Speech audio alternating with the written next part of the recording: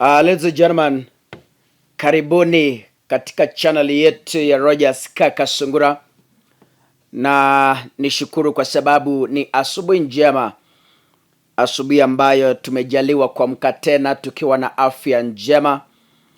Shukrani zote ni kwa Mola. Niwakaribishe tena ili tuzidi kusukuma siasa ya nchi yetu tukufu ya Kenya, wakati mambo yamekita mizizi ndio ngoma inaanza. Jumatatu ilikuwa ni kionjo, na kama Kenya Kwanza haijasoma kutoka kwa maandamano ya Jumatatu, basi ni ishara tosha kwamba wanasubiri ili waone nguvu za Raila Amolo Odinga, ghadhabu ya Raila Amolo Odinga.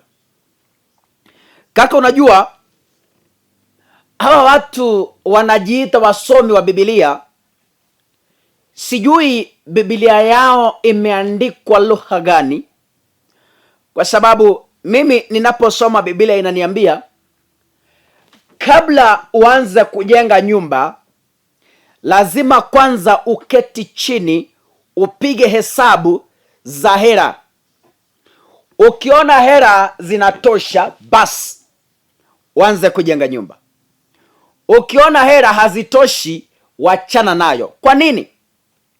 Utakapoanza kujenga alafu isikamilike, maadui wataanza kukucheka wewe. Namaanisha nini ninaposema maneno haya? Hata Biblia hiyo hiyo inasema kabla haujaenda vitani, jipime kwanza uone nguvu zako zimefika wapi, kabla uanze vita na mtu au na watu. Unajua serikali ya Kenya sasa hivi ipo, au niseme kwamba haijafikia mahali tunaweza tukasema kwamba imetengeneza uchumi wa Kenya. It is still struggling to find the way forward. It is a confused government that is trying to navigate in the forest to find the way. Ni kama mtoto anaye grow, anatafuta mwelekeo wa maisha. He makes mistakes along the way. But if only this kid accepts correction, he emerges victorious. Huu mtoto anaitwa serikali ya Kenya Kwanza. It doesn't want to heed to correction. And the Bible says, he who hates correction is stupid. It's not me. The book of Proverbs. He who hates correction is stupid. And the Bible says, correct a wise man, he will add some wisdom. But if you correct a stupid person, anaona unampiga vita, that is exactly what is happening in the Kenya Kwanza government. And I want to tell William Ruto that you know Raila has nothing to lose in this war. Right? If the Kenyan economy crumples, you are to blame. That's what you should know. I don't know what your advisors tell you. Najua, the president is the custodian of the Kenyan constitution. The president is a representation of national unity. If Kenya breaks into two, you are to blame. Why? You have failed to unite this country. I want to advise Mr. President, whether you are legitimate or illegitimate, whether you stole an election or you didn't steal, I want to speak this. But listen, kuna watoto hawa ambao bado wananyonya who are advising you. Kuna hawa watoto wa PP1 akina Ndindi Nyoro who are breastfeeding now in politics. There are these kids, Kimani Chungwa, who are just breastfeeding There are these kids, kina Silvana Sosoro, who are just breastfeeding. Let them not advise you because they will surely mislead you. Unajua sisi vijana tuna misimamo mikali, but at the end of the day serikali ya Kenya kwanza ndio itaumia. Baada ya haya maandamano, serikali ya Kenya kwanza ndio itaumia zaidi. But then, because you are illegitimate, you cannot see.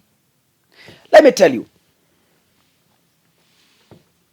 sponsor ambaye amefungulia girlfriend a shop, this girlfriend, because she did not sweat for the cash, hawezi jua kuchunga mali. That is a fact.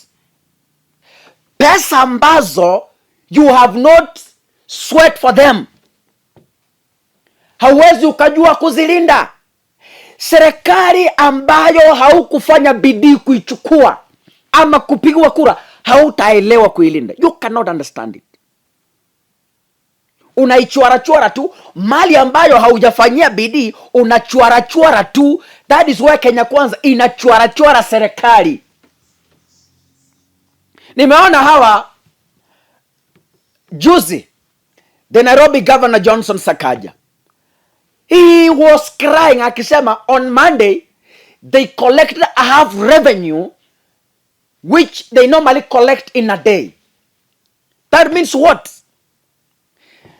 You know, Raila Odinga's intention is to cripple this illegitimate government and finally to take it out of power. That is his intention. And the best, you know, politics is a strategy. The best way to keep the government hungry is to cripple the economy. Yani, kufanya serikali iwe na njaa. When government becomes hungry, some functions are crippled. So the best strategy is to cripple the source. And the source of government cash is revenue. Once you cripple revenue, you cripple the government. This is what the Kenya kwanza do not understand. Nimeona hawa watoto juzi, ilikuwa jana, wamekuwa na press conference. Hawa watoto tu, hawa first time as member of parliament, our second come as members of parliament, who don't understand where Kenya has come from. Kazi yao ni kuvaa masuti na kubweka tu. They do not understand who Raila Odinga is. So hawa watoto nimeona jana wakiwa na press conference ati wanasema Raila Odinga akamatwe. Anyway, I cannot comment on childish comments. Yani, let me ask you, in 2023 ni police officer nani niliona wakikimbia wakiruka walls? Who will dare, who will have the guts to want to arrest Raila Odinga? I'm just asking, who has the guts? Unaona kama on Monday they walikuwa wanaogopa hata kumrushia tear gas direct. Sasa wewe ni nani?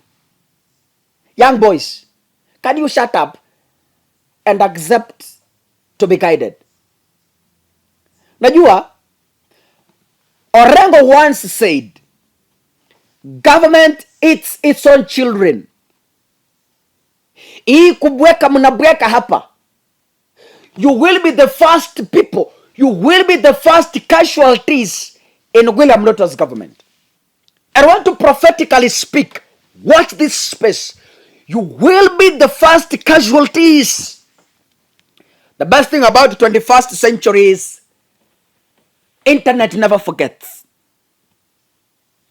Internet never forgets. A time is coming when we shall refer to the press conference you had yesterday at demanding Raila ashikwe. Hata muna ibu at Raila ashikwe.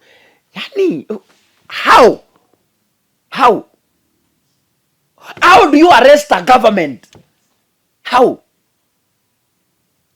do you arrest an institution? How? Yani, you know, there are things that are impossible. There are things we call wet dreams. Yani mimi ningependa kuambia hawa watoto, wake up before you wet your bed. It's not going to be easy. Monday and Thursdays ni maandamano, whether you like it or not, whether you pour your police officers or not. Raila Odinga is not a man you can threaten as you think, and I've warned you severally on this. Sasa watu wameanza kulia, uchumi, sijui revenue, Gachagua juzi ameanza kulia, Sakaja ameanza kulia. Si mumeanza mapema? Mumeanza kulia mapema. Mumeanza kulia mapema.